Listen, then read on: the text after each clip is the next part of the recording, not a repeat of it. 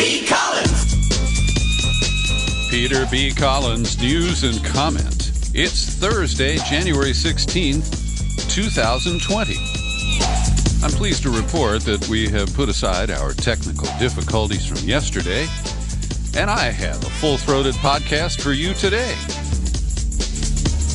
complete with links in the show file that I wasn't able to get to yesterday.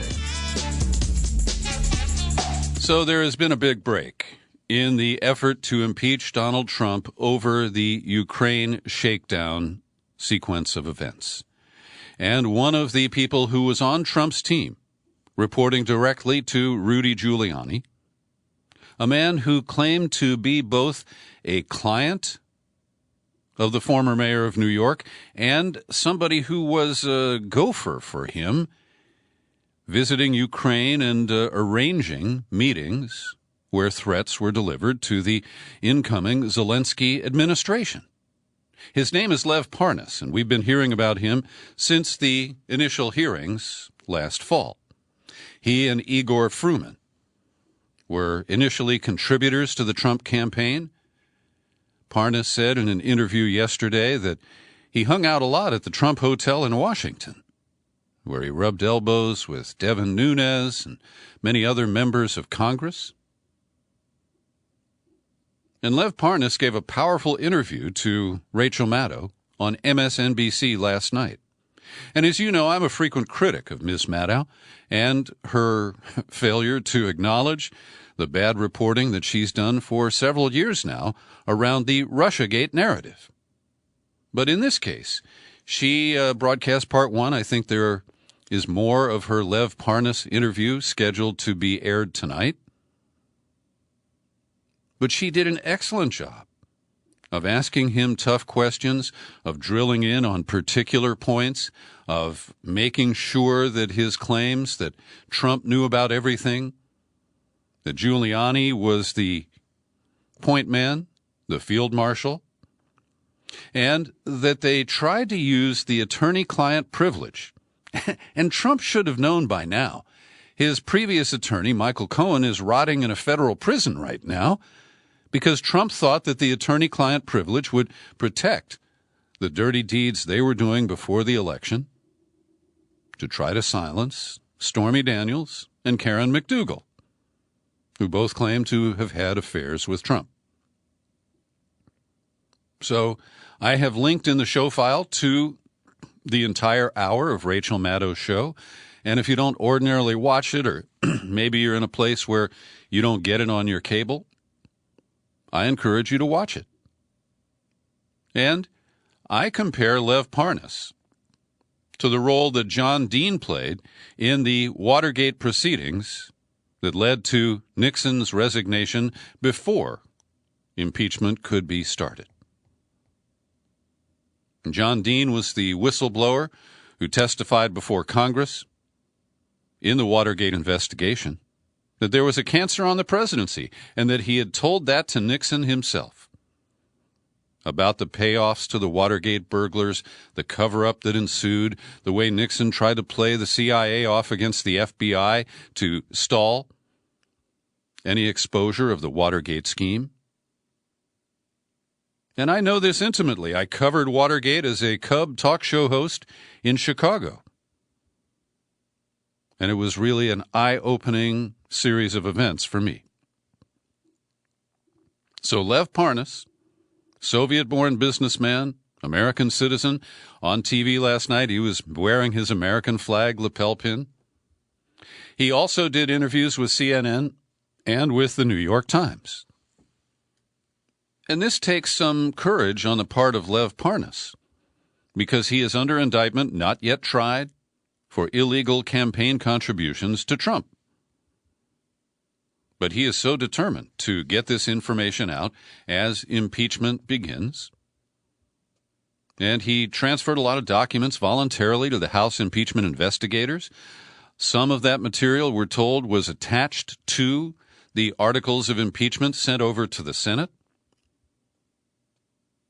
And we'll comment a little later on whether we'll ever see Senate testimony in the impeachment trial from Lev Parnas. But it's interesting that the Hicks family from Texas, they were the early investors in the Clear Channel radio empire. Clear Channel, now called iHeart, laid off another 1,000 people across the country this week. But that's inside radio, and I won't take you there. I just wanted to make that connection for you. Tom Hicks Jr. was in the loop with Parnas, knew about the threats that were being delivered to the Ukrainian government to launch that investigation of Biden, or the aid would be cut off, no White House meeting would be forthcoming. And in some detail, Parnas told Maddow and I believe the other interviews that after he reported that the Zelensky administration wasn't moving toward an announcement of this investigation of the Bidens, that Parnas relayed that message to Washington, and the very next day, Vice President Mike Pence canceled his plans to attend the inauguration of Volodymyr Zelensky. Now, we're also learning that this scheme goes back before Zelensky was elected. They thought that Petro Poroshenko, the Candyman who was installed by the United States after the U.S.-backed coup of Yanukovych, that Poroshenko was going to play ball with them, and then he lost the election. So that's when they turned to the comedian turned politician who's never served in office. They figured he's an easy mark. So this is devastating. It should change the whole chemistry in the U.S. Senate as it begins the actual impeachment hearings on Tuesday. And Parnas at one point said that he felt bad because he's been assigned these jobs, but he doesn't have any status. And he proposed to Rudy that Trump designate he and Igor as special envoys. And this is something I've raised. Not even Giuliani had any status with the U.S. government. And in letters where he introduced Parnas and Fruman to individuals in Ukraine, he said that he was Trump's personal lawyer, not a government representative. And so this cements the idea of this irregular channel that was testified to by Gordon Sondland, Fiona Hill, and others in the previous hearings. Well, instead of designating them special envoys, that's when Giuliani called Trump and came back with a plan. He would represent Parnas and Fruman as well as the president, a move that might afford their shared mission the confidentiality of attorney-client privilege. And Giuliani is now calling Parnas a proven liar, suggested he's undermining his credibility as a potential witness. Let him run himself out, and then I will respond if necessary, says Rudy 9/11 Giuliani. So this is, in my view, a major game changer. And Lev Parnas has delivered information that supports the notion that John Bolton, if he is permitted to testify before the Senate, would back up the claims of this scheme. Parnas also said it involves the whole Trump crew, including Vice President Pence, Attorney General Barr, and all the others who have been named in the previous hearings and the conclusion of the House investigation. Now, it's interesting because you know how Giuliani says he's unpaid? He's just volunteering to be Trump's personal lawyer. Well, Lev Parnas revealed that two attorneys who were part of the team, Victoria Tonsing and Joe DeGeneva, they also have represented people at Fox News, and they are, made in the shade with the Trump organization. And when Dmitry Firtash, the fugitive oligarch, wanted to try to get the charges against him dropped in the extradition effort by the U.S., He began paying, says Parnas, $200,000 a month to Lev and $1 million a month to the husband and wife legal team, DeGeneva and Tonsing. Not only that, $1 million a month plus $200,000 in expenses. Now, we do have to pause for a moment and examine the credibility of Lev Parnas.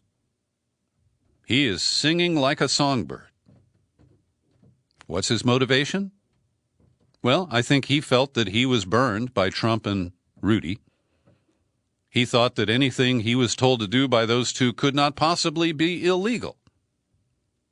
And Parnas told Maddow that whenever you hear Trump or any of the people as a part of this scheme refer to corruption, corruption was code for investigating Biden over the Burisma picture and Hunter Biden's cushy, high-paid board position there. And by the way, that still stinks. It's kind of getting lost in the confusion here, in the fog of this effort. So Parnas indicated that John Bolton was well aware of what was going on, that Bolton spoke with Zelensky. He was there when Pence delivered the shakedown message in Warsaw in September.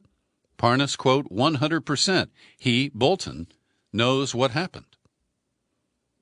And as I mentioned before, he says that he was directly responsible for reporting that the Ukrainians weren't playing ball, and that led within 24 hours to the cancellation of Pence's plan to travel to Kiev and be a witness to his inauguration. What about Bill Barr, the Attorney General? Barr knew absolutely everything.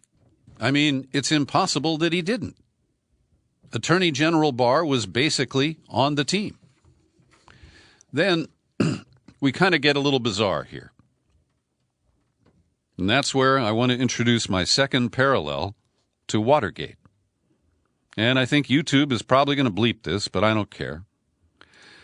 In Chicago, when I was there in the 1970s, I worked for the FM station owned by ABC Radio, then called WDAI, and one floor up was the AM powerhouse, WLS.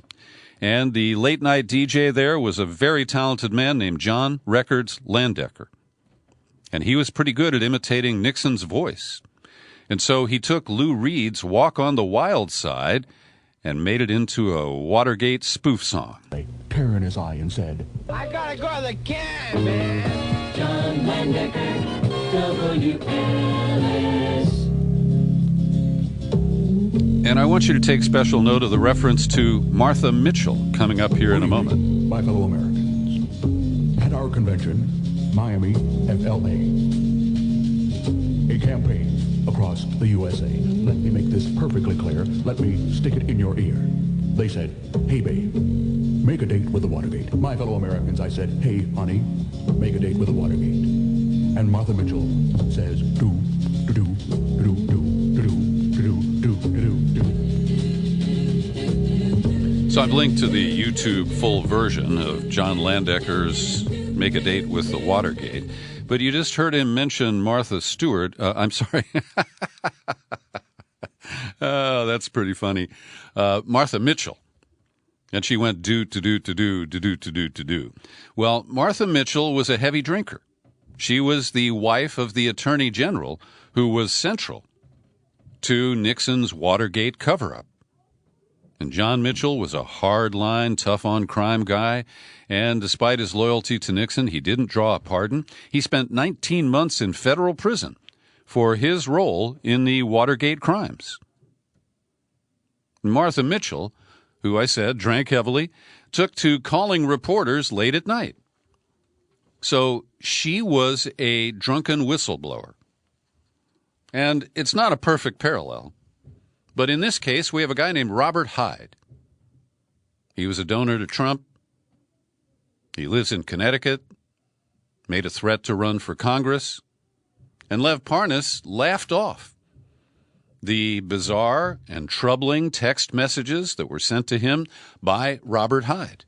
Hyde suggested that he had access to surveillance on the troubled U.S. ambassador in Ukraine, Marie Yovanovitch. Claimed he knew her location, when she was on the phone, when she wasn't. And Parnas laughed it off. He said, Robert Hyde was drunk all the time. I've never seen him not drunk. And Parnas said he would hang out at the bar at the Trump International Hotel down the street from the White House, but he doesn't drink. And so he wouldn't stay there as long as other people in the night. And Robert Hyde, who apparently is representing that he doesn't drink anymore, he told Sinclair TV, an echo chamber for the president, you know, we had a few pops way back when I used to drink. Now, that way back is less than a year ago. And Li Feng, who is a very talented investigative reporter at The Intercept, he dug into Robert Hyde and described him as a man who has a history of stalking and mental health issues. And it's true. So, Mr. Hyde violated a restraining order issued by a Washington, D.C. court judge at the request of a Republican consultant who says that Hyde stalked her and intimidated her family over the past year. In a related report, it's disclosed that Connecticut police confiscated Hyde's firearms in connection to his violation of that restraining order.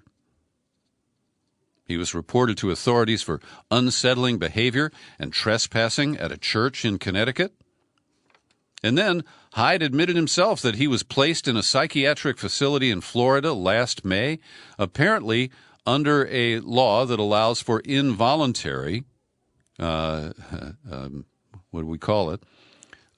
examination of an individual who appears to be a threat or mentally unstable. And under Florida law, I guess they can keep you for up to 10 days. He did 9 days and then went on Instagram, to report that he had been released. So this is a troubling angle, but when I look at Robert Hyde and compare him to Martha Mitchell, I look at Lev Parnas and compare him to the way John Dean's testimony brought down Nixon, I'm seeing some interesting parallels. Now, along with the evidence that Parnas supplied to the House committee, which has now been sent over to the Senate, there are a number of handwritten notes, mostly from the Ritz-Carlton in Vienna, Austria. And this is incriminating because his notes indicate what he was directed to do, how he was supposed to threaten President Zelensky through his associates, how he was directed by Rudy Giuliani, the way he was connected with John Solomon, the right-wing so-called investigative journalist who published a lot of pro-Trump articles in the past year, the connection to Tonsing and what is his name? Geneva. So these are all very interesting pieces of evidence that, if they are tied with public testimony, could change the outcome of what we see as a slam dunk acquittal for Trump in the U.S. Senate. We shall see. Now, today, the Government Accountability Office announced that the White House did commit a crime. They violated the law when the Office of Management and Budget withheld that almost $400 million allocated by Congress for Ukraine for a policy reason. It's a violation of the Impoundment Control Act. Now, the White House just sloughed it off, but this is an indication that the spin that's coming out of the White House and that's repeated like puppets by all of the Republicans, including many senators, is that, hey, there's no crime alleged here in this Ukraine shakedown scheme. And I fault the Democrats for not including the case of Michael Cohen and his plea deal, which is an actual proven crime that doesn't require any further investigation. Oh, but you've heard me say that 4,000 times before. So here's how the process evolved in Washington today. At about 11 a.m., and I saw this on TV, there was a vote in the Senate to approve NAFTA 2.0, the USMCA, U.S.-Mexico-Canada agreement. And after that, the House managers made their procession across the Capitol to deliver the articles of impeachment, and they were read by Adam Schiff, the lead House manager of the impeachment prosecution team. And the next steps are Chief Justice Roberts was escorted by 4 senators into the Senate chamber, where he announced the formalities, and then he issued the oath to all senators, which will be widely violated, as they have sworn to do impartial justice. And they do have to sign an oath book in order to sit in the trial. So the next step is the Senate will issue a summons to Trump informing him of the trial, demanding that he answer the charges, which will likely be delivered in writing. They will assign written trial briefs to the House managers and the president's legal teams to be submitted during the opening arguments next week. Every day I pause for a second to thank the people who support my work here at the Peter B. Collins Podcast with your subscriptions. Great people like Don Cisney, Jim McHugh, Julie Dupree, and Joe Clarici. He's the guy who sent a special contribution of $20.20 to help me keep things going here in the year 2020. You can become a subscriber, too. It's easy. It just takes a minute. In fact, you could pause this podcast and just drop in at peterbcollins.com, find the menu tab, then click on Become a Subscriber. You hit the sign-up page, and it's easy to choose $5, $10, $20 a month, whatever fits your budget. And if you like to avoid PayPal, use the U.S. mail and direct it to Box 150-660, San Rafael, California, zip code 94915. Well, imagine my surprise, because I recall vividly, back in the 2016 presidential primary, that on a single day, a 24-hour period, the Washington Post published 16 different critical articles about candidate Bernie Sanders.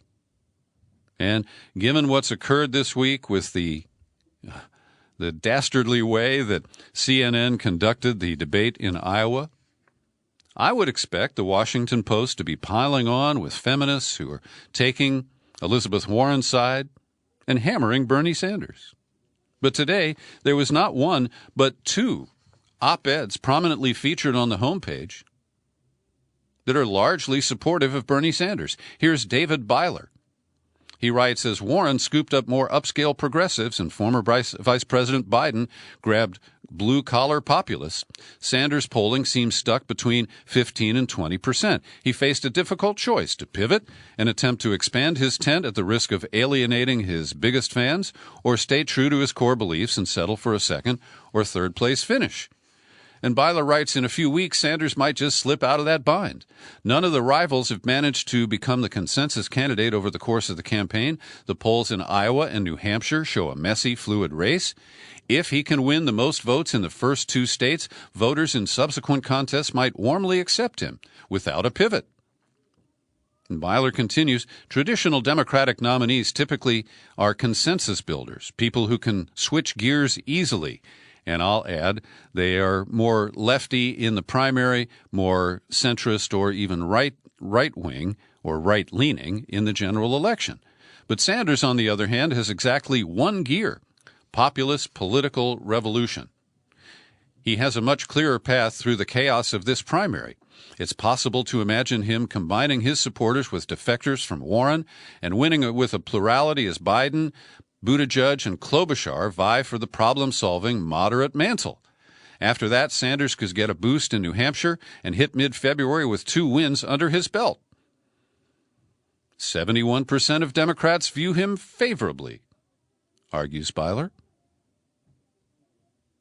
So it's an interesting piece. And then there's this next one, which takes on the identity politics issue and the he said, she said skirmish that emerged under the hot lights of CNN in the Iowa debate on Tuesday. Now, I believe that a man who might write this particular op-ed would get skewered on Twitter by angry Warren supporters. But after replaying the events on stage in Iowa, this woman, Megan McArdle, writes, with Warren currently fourth in Iowa polling, her campaign has evidently decided it can't wait. So Sanders and Warren are now directly engaged on the most frequently noted difference between the two of them, their degrees of emphasis on economic versus identity politics. And she notes that the he said, she said is going to kind of sort itself out, but the distinction was clearest in their answers on health care, where Sanders issued yet another rousing defense of Medicare for all. Warren, too, is ostensibly for it, but when the time came to talk up her health care agenda, she gave her Medicare for all plan just a glancing mention, and I didn't even hear her mention Medicare for all. She just talked about her plan. Quote, what I can do are the things I can do as president on the first day, cut cost of prescription drugs, use the power to reduce the cost of insulin and EpiPens, and I will defend the Affordable Care Act, she says. So she has dramatically shifted the way she talks about health care reform. She is now afraid of Medicare for all and sees it as a drag on her appeal. And back to McArdle's piece, Warren's appeal is that for all her rousing rhetoric, there will be no radical breaks with the current system. The most important changes she will probably be rules tweaks that most people won't notice or understand. And for precisely that reason, Warren is more likely to actually accomplish much of her agenda. Her candidacy is thus perfectly pitched to technocratic professionals and moderate suburban voters, including Republicans fleeing the Trump incursion. And isn't that what started this whole kerfuffle? Senator Warren said she was being trashed by Sanders supporters who described her supporters in contrast with Bernie's. Well, now, two great pieces. These are both linked in the show file for today's podcast. First up, Matt Taibbi.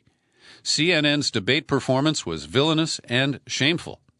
And he traces, as I have here, the whole origin of this staged combat that was contrived by the Warren campaign and aided and abetted by CNN. And Taibbi, who's got a memory, says the way that reporter Abby Phillip asked the question, what did you think when Senator Sanders told you a woman could not win the election after Bernie had just denied that? Taibbi writes, that win was as transparent a media fuck you as we've seen in a presidential debate. It evoked memories of another infamous CNN ambush when Bernard Shaw in 1988 crotch-kicked Mike Dukakis with a question about whether he'd favor the death penalty for someone who raped and murdered his wife. This time, the whole network tossed the mud. Over a 24-hour period before, during, and after the debate, CNN bid farewell to what remained of its reputation as a non-political actor via a remarkable stretch of factually dubious reporting, bent commentary, and heavy-handed messaging. And he walks us through some of the CNN conversations that I wasn't even aware of because I don't watch CNN that much. At the original expose of this bombshell by CNN reporter M.J. Lee, where she treated the story as fact, using constructions like Sanders responded that he didn't think a woman could win, and the revelation that Sanders expressed skepticism that Warren could win. And she's quoted by Taibbi, the conversation also illustrates the skepticism among not only American voters but also senior Democratic officials that the country is ready to elect a woman as president. Then Taibbi breaks down the weak sourcing of this account. They claimed it came from 4 people, but he accurately says Lee's 4 people actually relied on just one source, and that would be Elizabeth Warren. So there's quite a bit more here, very damaging to CNN. the clear bias that they showed from one spin to the next, the shameful commentary of people like Van Jones and many others, including paid pundit David Axelrod. And he closes the article by saying, "We'll find out in Iowa and New Hampshire what Democratic voters believe about that Warren-Sanders meeting. But episodes like this are why people hate the media." And in a similar analysis, Kevin Gosztola at Shadowproof focuses on the Hillary loyalists who were there to set the hook once this story was broken by CNN. For example, Jess McIntosh, who I quoted yesterday without realizing that she'd been the director of communications for Clinton's presidential campaign. And she's the one who said that, here's the quote, "This is a reported out story that CNN was part of breaking. To have Sanders just flat out say no, I think wasn't nearly enough to address that for women who were watching." Joe Lockhart, former press secretary to Bill Clinton, was on CNN. "I can't imagine any woman watching last night and say, 'I believe Bernie.' I think people believe Elizabeth." And his explanation was not great. And then they trot out Karen Finney, former spokesperson for Clinton's 2016 campaign, who launched the whole Bernie Bros meme. And so Gosztola writes, Finney's comments are littered with lies. And he actually refutes the lies that were delivered. So there's more in this piece as well, and I encourage you to follow the link in the show file if you wish to read them yourselves. And CNN, as you know, kept the cameras on the stage at the very end of the debate when the candidates shook hands with each other, except for Elizabeth Warren, who refused Bernie Sanders' outstretched hand. And we were guessing over what the two candidates said in that exchange that was overheard by fellow candidate Tom Steyer, who was a gentleman enough not to release what he heard. But CNN had a hidden microphone there, and Anderson Cooper released it. Warren accused Sanders, "I think you called me a liar on national TV." And Bernie saying, "Well, we can talk about it, but let's not do it right now." And then he said, "You called me a liar." And then he said, "Not now," and he walked away after a brief exchange with Mr. Steyer. Now, just for a little balance here, I want to present, and I have linked to Virginia Heffernan's op-ed piece published by the LA Times. And she's fully on board with Elizabeth Warren and trashes Bernie Sanders. She writes, as the debate wrapped up, Elizabeth Warren confronted the extended hand of Bernie Sanders. He was plainly after one of those no hard feelings, good game handshakes. We're cool, right? Warren wasn't cool. It's hard to have the presence of mind to refuse the near mandatory displays of collegiality, but she did, folding her hands. So she's praising Warren for continuing this fight on camera. And she wasn't aware that CNN did record the sound. She writes CNN had cut the sound by this time, but the pantomime, she seemed to be lecturing Sanders. She goes on, Warren was right to confront Sanders on Tuesday, not least because it showed she's in fighting shape for November, keen, even-tempered, quick on her feet. And she addressed sexism in the campaign with imagination and subtlety. Remember, Trump's capacity for sexism was considered one of his strong suits in 2016. Watching the Tuesday night kabuki in slow-mo, you can see that Sanders, who's notoriously irritable and suffers from cardiac issues, what? He is notoriously irritable. I've irritated Bernie, and I know that. But this gratuitous comment about his cardiac issues, as if that explained. He was riled by whatever Warren said and by her refusal to be touched. He shook a finger at her. Well, he does that to everybody, and I commented yesterday that that will be the freeze-frame photo that they'll use to demonize Sanders. And the writer here, Heffernan, goes on, we all know this stock male move. Come on, baby, give me a hug. We're still friends. During the debate, Sanders had gaslighted Warren over whether he told her a female candidate couldn't win in 2020. So Heffernan, who's also linked to the Clinton machine, she doesn't need any evidence. She wasn't in the room, but she believes Elizabeth and not Bernie. One more quote. Panic over being canceled is very real, especially for ruling class men like Bernie. Oh, God. Who, despite his socialist tendencies, is also a millionaire and a U.S. senator. Bernie only became a millionaire recently because of a book that he wrote. And that is a low blow and a smear. So, the identity politics war has been launched with the help of CNN, and we all lose as a result.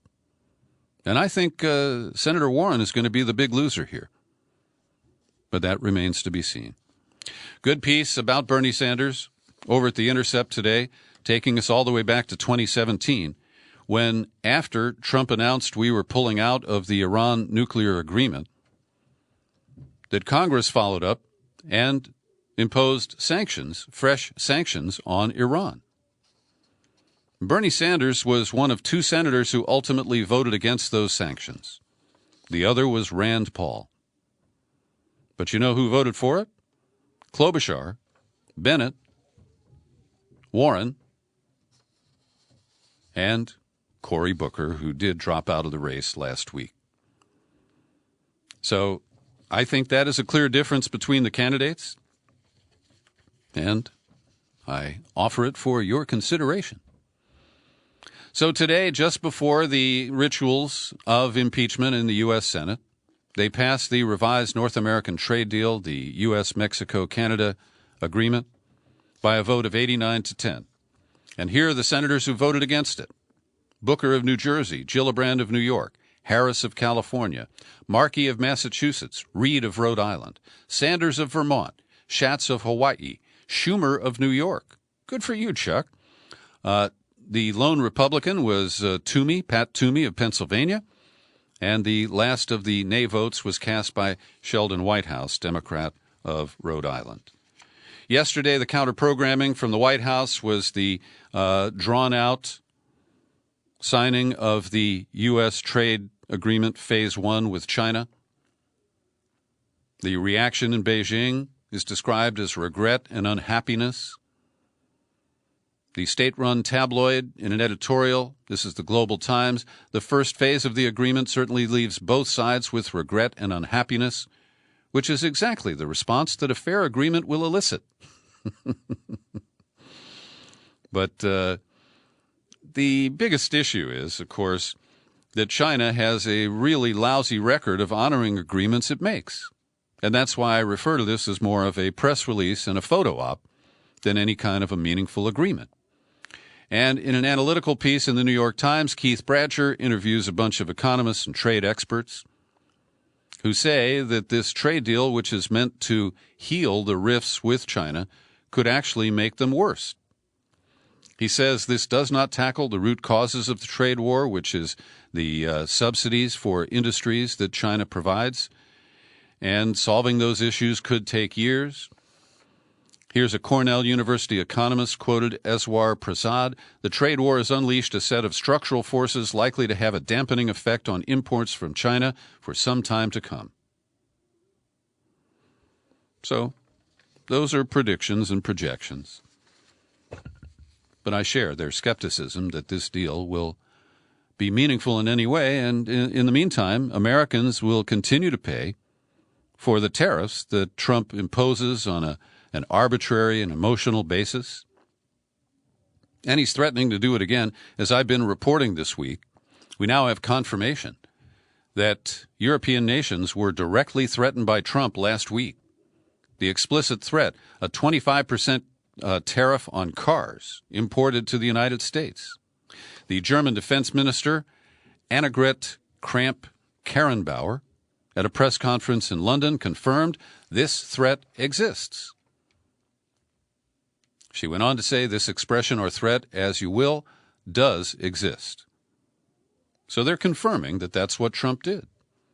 And when you put this into a larger context with Ukraine and with the unproven report that I've shared with you about alleged threats made to the current prime minister in Iraq, including that Trump would have him murdered,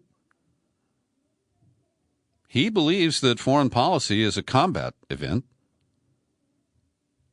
and that these threats are just business as usual. And he seems unwilling to change his behavior, despite the impeachment over these very same issues.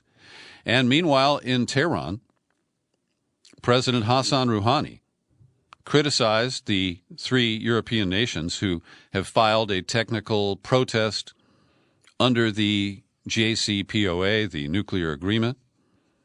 And Rouhani said today the American soldier is in danger. Tomorrow, the European soldier could be in danger, referring to those who are deployed across the Middle East. And he threatened Europeans, you will suffer if you take a wrong move. So Trump's hardball approach to international relations gets payback. And it only will produce more. 2 Democratic senators, Leahy of Vermont, Van Hollen of Maryland, have written a letter to Trump calling for him to impose sanctions and visa restrictions on Egyptians for the death and long-term detention of an American citizen who was a taxi driver in New York, Mustafa Qassem. He was locked up in Egypt for 5 years, starting in 2013. Then in a mass trial in September of 18, he was found guilty of attempting to overthrow the government of al-Sisi. Then he went on a liquid-only hunger strike, and his life ended on Monday in a prison in Egypt. I don't think this will go anywhere, but I'm glad that they are highlighting how Trump has been so cozy with brutal dictators like General al-Sisi.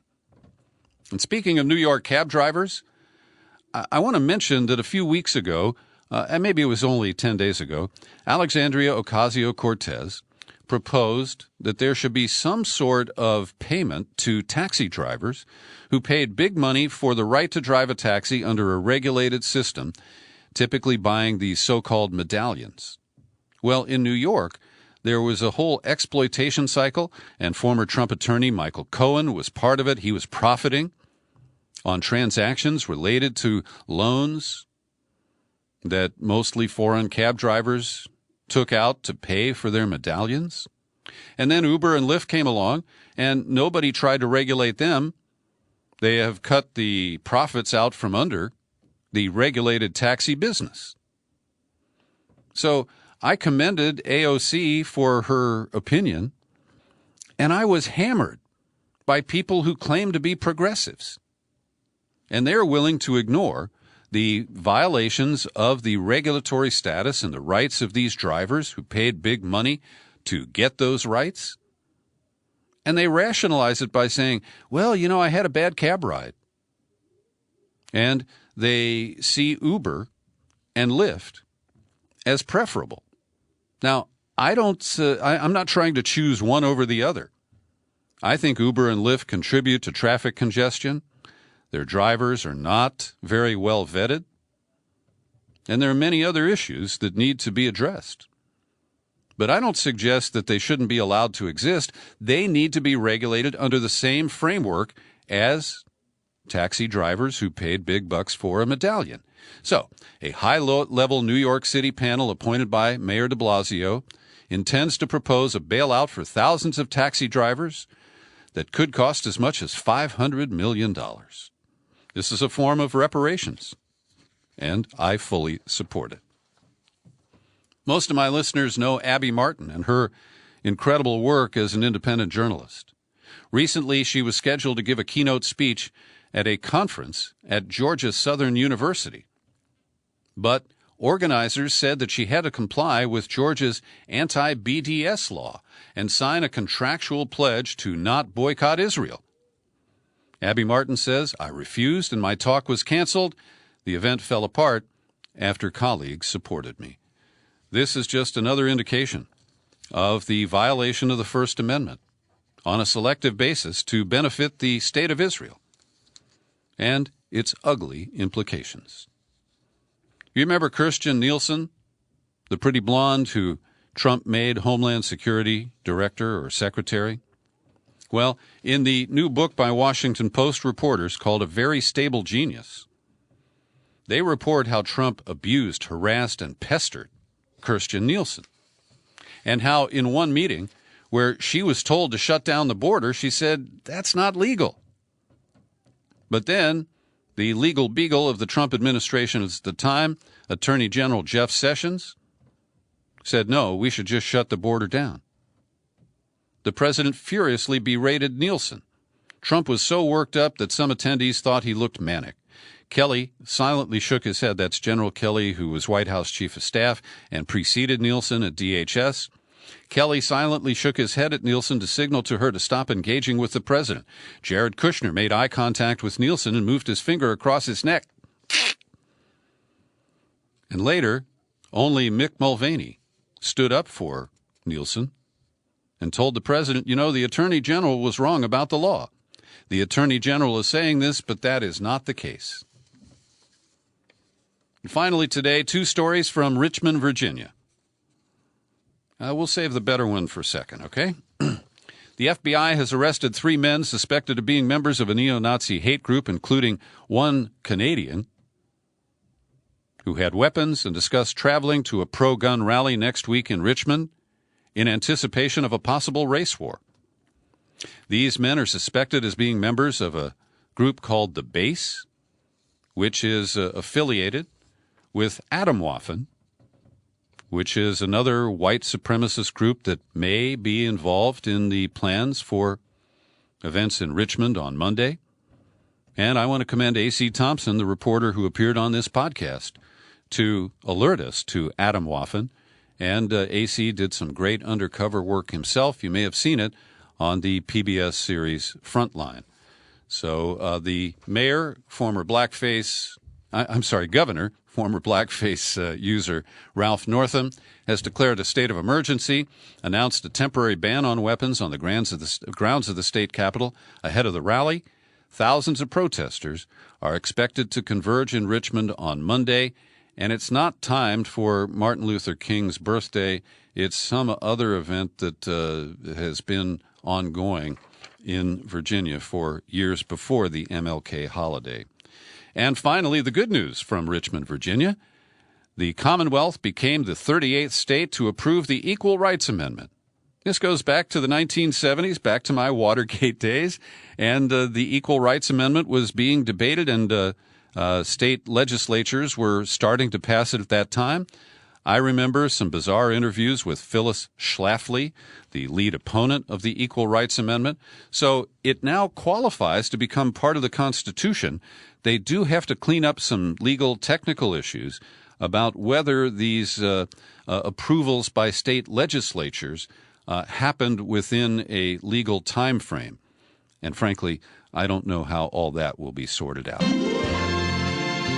But hey, ladies, you got equal rights, so flex them. You'll find this podcast on YouTube unless they censor it. You're free to share it with everyone. Happy trails to you until we meet again. Happy trails to you. Keep smiling.